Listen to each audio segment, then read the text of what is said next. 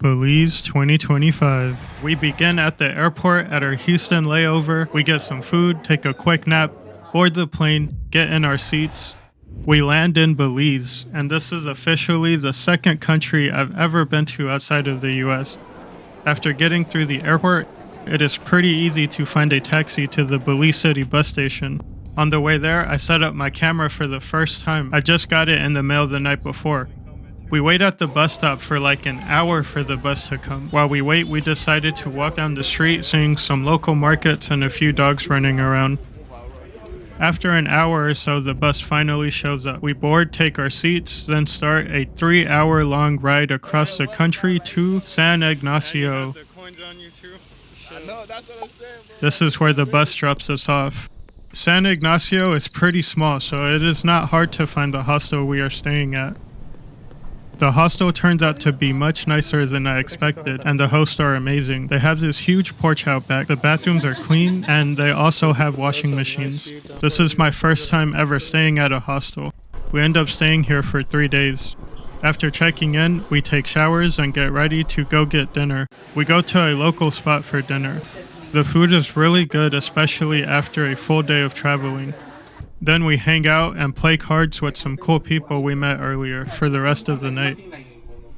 Day 2. The next day we wake up early to go on the ATM Cave adventure. It is so adventurous, but they do not allow any items on you, so we cannot record any of it. So instead, here is some video from right before we leave everything behind and some clips of it I found on the internet.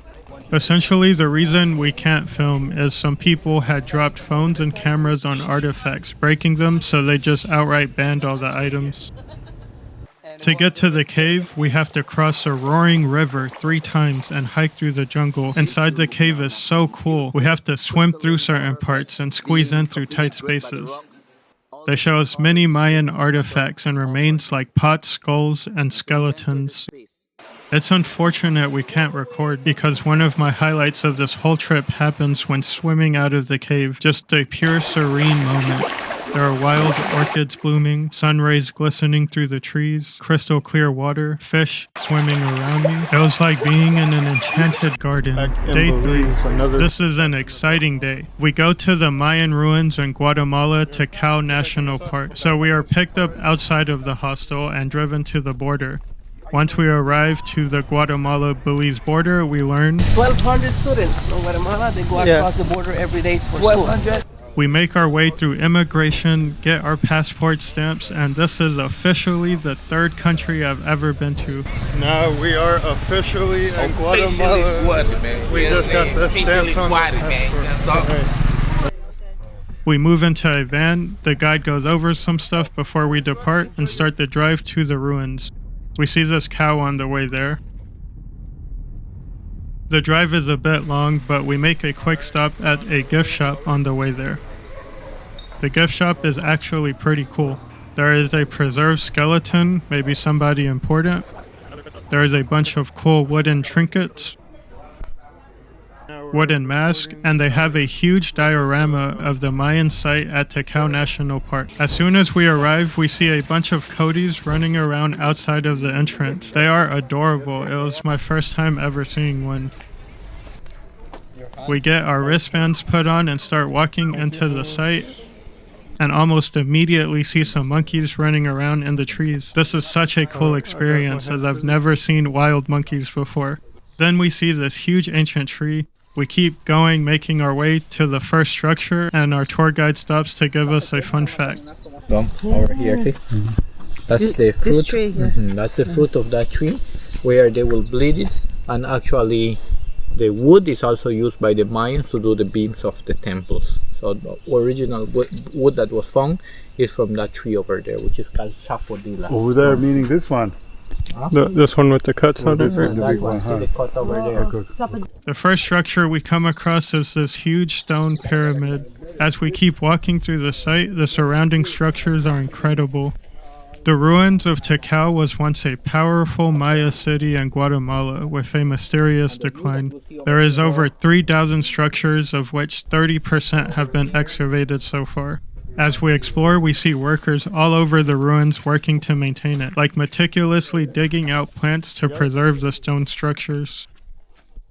The tallest structure, Temple 4, is 213 feet tall. They were making high-rise buildings from stone and wood. To think this was all built before 300 BC, the oldest structures being built over 2,600 years ago without modern tools or technology is fascinating. And some parts there are details and fine craftsmanship that have managed to last for thousands of years. I mean, look at how many stones they individually placed perfectly enough to hold up for centuries. Wow, the videos just do not do it justice. We climbed to the top of multiple different sites and the views are surreal. After taking a picture with some people in our group, we really just took a moment to take it all in. Imagine being one of the first people to ever look down on the jungle from this perspective after building this temple. Walking to the next site, we see some more monkeys jumping around in the tree branches above us. At the last site we climb up, there's a few monkeys just chilling in the trees. My first time seeing wild monkeys this close up. Don't look really friendly.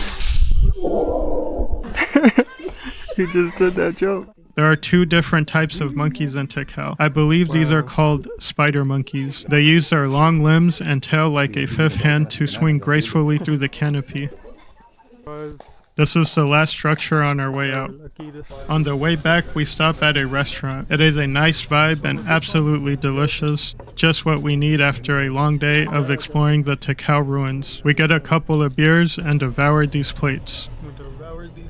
There's no way to include everything, but I want to take a moment just to highlight some of the smaller things. Like here's a few clips from San Ignacio as we just walked around and explored. It was a super calm and relaxing vibe everywhere that we went. San Ignacio is a really small town with a population of less than 25,000 people. While we definitely skipped a few things, I feel like we got just about everything we wanted to do done in under 4 days. Even working out in the mornings just felt different. That night, one of the hostel's hosts invites us to hear his band play live music at a bar under the hostel. The band plays for a few hours and we have a few beers with some friends from the hostel. As that was wrapping up, we get invited to a so-called after party at another hostel. But turns out it was lame and we have to be quiet there, so a group of about 6 of us leave. On the way back to our hostel, we hear music. We started following the music, leading us into a local's backyard where they're having a birthday party. Let's go pull up to some random spot because we heard music. Naturally, my friend starts talking to them and pretty much gets them to invite us in, and they offer us food and drinks. There's a guy DJing and we dance and party with them for hours. We didn't leave until at least 3 a.m. A very unique experience and felt like something straight out of a movie. We really enjoyed ourselves and made the most of it. It was one of those moments you just look back on and say, wow, we really just walked into someone's backyard in a foreign country on a random Wednesday and started dancing with them, all because we heard music coming from across the bridge. We even sung the guy the happy birthday song.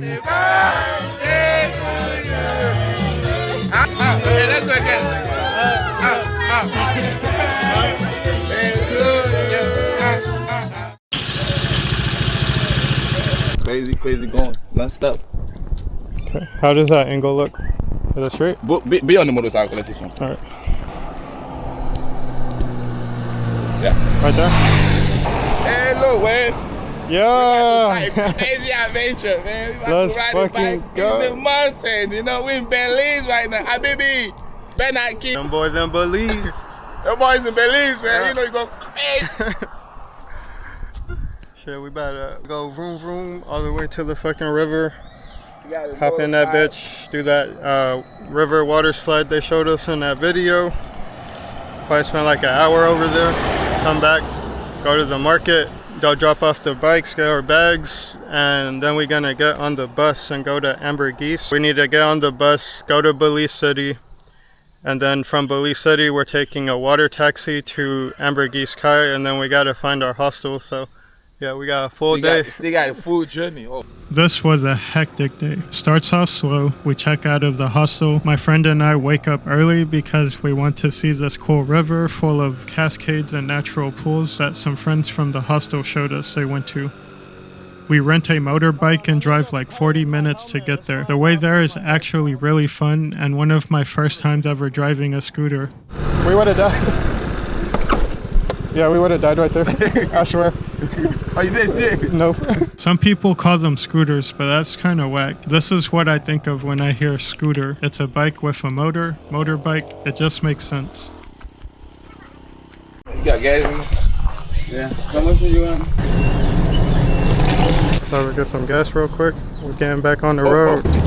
Anyways, after a quick stop to get gas at the only gas station we see the whole time, we arrived to Rio On Pools at Mountain Pine Ridge Forest Reserve. Man, my hair is fucked. We out here right now. We're trying to figure out where the fuck to go. We're looking at this map, trying to think where we're looking at the wrong map. We're gonna use this map. We find a little trail and park the motorbike on it. We just parked the motorbike and we about to get into this Rio Pools adventure. Let's go do it. That's Ledoeh. Let's do it. There. This is our first real adventure without a guide on this trip. Oh, we're going down, I guess. Ooh, my liquid.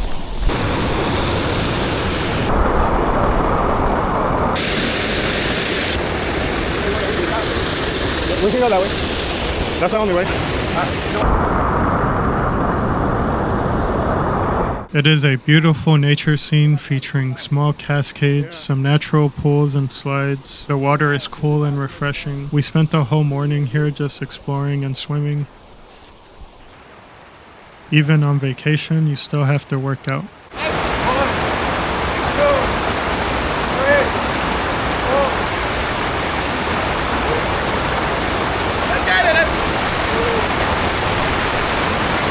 So let's start there.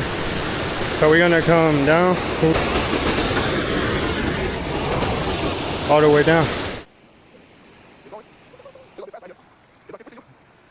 It was an epic start to the day. I accidentally get sucked into the cascade here and that current was strong. It was dragging me under the water. This is sped up, but I came up gasping for air. When falling in, I was just praying that there was no rocks for me to smash into. Alright, let's do it.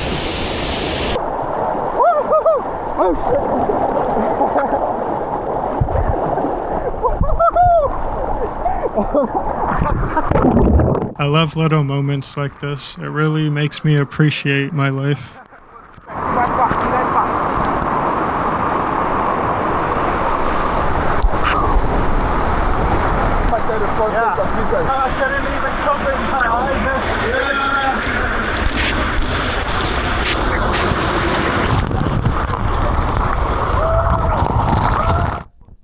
From there, we go back to San Ignacio to drop off the motorbike and begin part 2, the islands. At the end of every day, the sun is gonna set.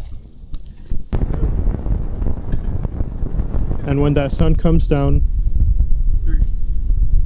are you proud of what you've done? Everything you've accomplished? You're not gonna get any more time. This is it. Do it now. Just do it. Just do it!